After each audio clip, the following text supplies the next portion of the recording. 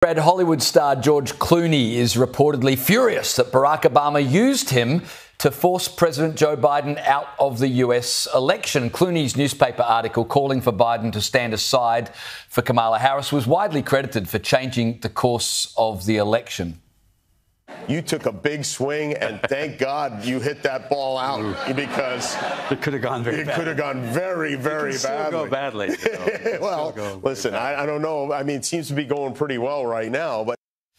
Yeah, well, it did go badly for the Democrats. Kamala Harris, of course, was trounced in the polls, but Brad Clooney is now complaining that Obama, who sort of manipulated him into doing the dirty work on his behalf, has now left him to take most of the blame for the election loss.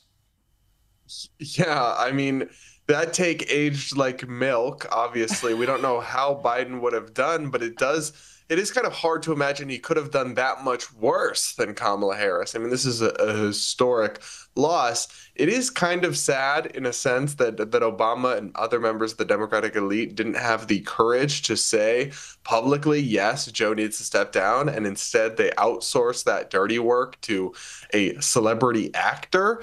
But it did need to be said, and I will give him some credit for actually sticking his neck out there and saying, yeah, listen, this guy, he can't cut it, because we all knew it. Everyday Americans knew it, that Biden was no longer up to the job and was going to get trounced by Trump most likely. But I think where this train of thought fell apart was saying, and that's why we need to give Kamala Harris the nomination with no primary. That turned out to be a massive mistake, as anybody who was honest and followed her political career before this and knew she had the charisma of a wet blanket and cackled randomly for no reason would have told you it didn't work out very well.